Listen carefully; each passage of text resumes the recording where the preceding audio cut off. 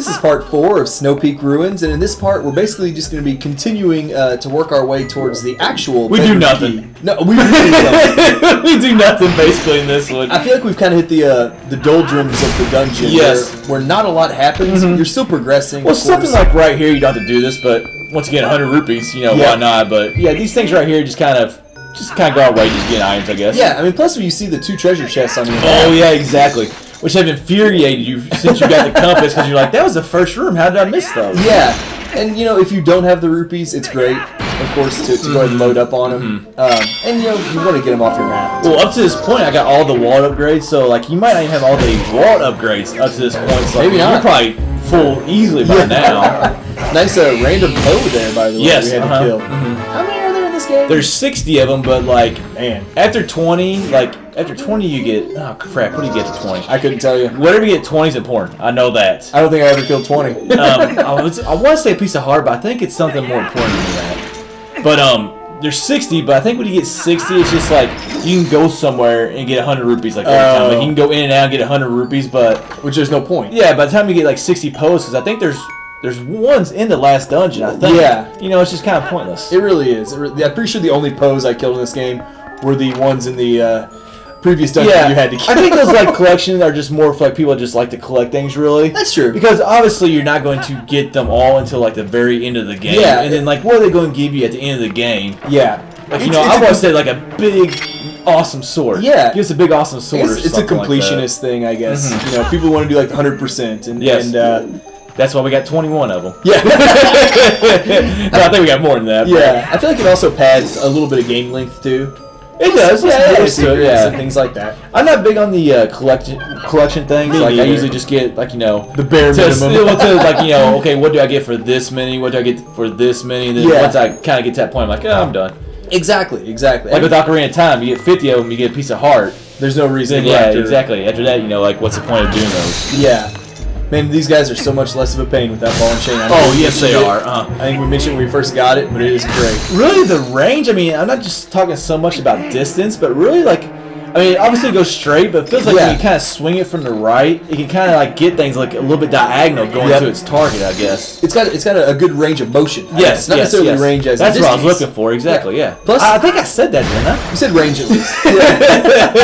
Plus, like, I love how it kind of protects you when you're swinging it around you. Yes, that is true. I actually didn't even think of that. Like, as long as those guys don't like manage to time it perfectly to get to you when it's behind you or something, it will keep them away. And right here, what I was trying to do is like I was trying to. Oh wait, no, I was Z-targeting that bat. Yeah. I tried to get away from Keys. Sorry. Keys. Yeah, but, Ice Keys. I kept on Z-targeting that thing. I was just like, I gotta get out of the way of this guy.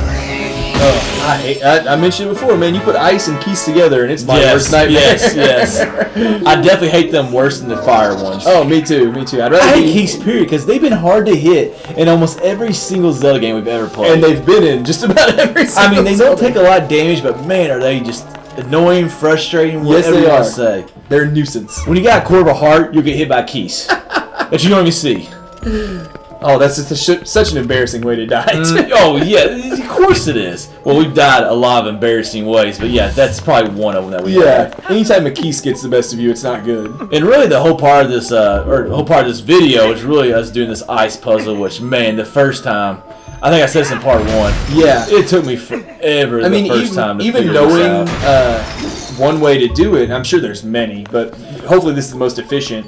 Yeah. It still takes a couple minutes of our time here. Well, what I never thought about was, like, I was trying to get them all, like, in a stack. Yeah. What you have to do is you have to get, like, you know, one in front of the other and then move that one behind it. It's almost like they're playing leapfrog. Yeah, that is a very excellent point right there. Yeah, it's just like you have That's probably the smartest thing you said since we started doing this commentary on these videos. Every now and then I have a moment. But yeah, you just eventually have to work it to where they're closer and closer. Yes, leapfrog is a great example. Yeah. Yes. I mean, too bad you literally can't just pick it up and toss it over. Yes, and I just never thought about doing that. No, not at all. Like you said, I'd try to stack 3 in a row or whatever, and it doesn't work. Yeah, it took me forever. And it's going to take, I mean, like, even knowing now, obviously, this time I knew I was doing going in, or we had, like, about, 10 parts of this video series. This would have been 5 of them. Yeah, this would have been 5 of them, yeah. What I don't like, and maybe this is a good thing with these, but I remember in the Ice Palette, or the Ice Cavern in Ocarina of Time, you kind of do a similar thing. But if you ever need to reset, you can always just push the block off the edge, Yes, and it'll respawn at the beginning point. Whereas with this one, once you start moving them, I mean, you're basically like... Good luck getting them back to the screen. screen. Yeah, exactly, yeah. I feel like there's a lot of ways you could eventually get to the solution. Actually, I wonder what happens if you go out of this room and come back in. I wonder if it does stay the same. Ooh, that's a good question. But it did stay in the same place after we got done the first time. That's so true. I bet it does stay in the exact same place. Probably. And I don't know why I didn't fast forward through all this. Hey, we had enough to say to get all the way through it. Yeah. We hope you've been entertained listening to us jibber jabber. That's our main goal of this video part right here. Honestly, that really is. I mean, like we mentioned at the very beginning, we don't do a whole lot. No, we don't. In this part. I mean, there's nothing to collect. And that puzzle was a big chunk. That's a lot of effort for just to like open a door. I know, it's so annoying. Like I want a steak. Like I mean, we got all other kinds of items, food items in this dungeon. Like I want like a steak or something. You want a rock sirloin? Ooh, yeah, that was. Well, I don't like rock sirloin, but that sounds pretty good right now. If I was a Goron, low blow. Us and that particular Goron don't get along. The one who can't climb down like 10 feet, Majora's Mask, and you can rock a sirloins like Superman. And he is ready to go. See, now your bomb arrows work great here, so I'm wondering if it's just the range. Dude, I had no idea, but I could have swore I was hitting them.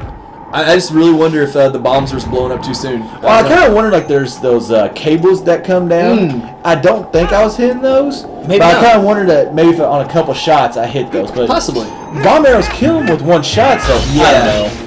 Well, either way, must be a glitch in the game, like usual. When I can't kill something, it's usually a glitch in the game. Of course. The programmers aren't perfect. Yeah, exactly. I mean, you just gotta accept their failures, and try to play through them. And you work around it. You work your way around it. We won't hold it against them too much because the games are pretty good. Yes. But it's not our fault when we die or get hit. No. It's glitches. It's kind of funny, like, you just saw...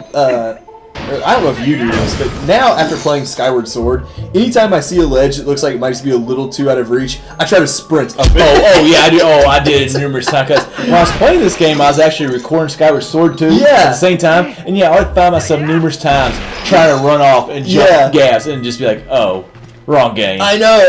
Because you could totally make that jump at Skyward Sword right there. And I totally thought about it too when I saw just like a wall that had a big cracked out area. And I was like, I bet you just run and climb right up that. Nope. Yeah. This is the problem with when two guys started this project. We're playing all these games over again.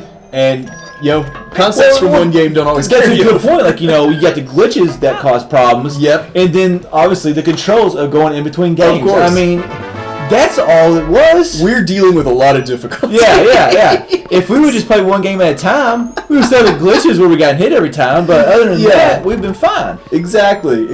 So I'm glad I'm not the only one who makes that mistake. Then, like just holding down Yes. I liked that they introduced the sprint. I didn't so much like the fatigue, but you had to balance it out. Most people probably played this game for Skyward Sword though too. Yeah. So it shouldn't be an issue for most people. We're not most people. Yeah. We play them all out of order, seems like.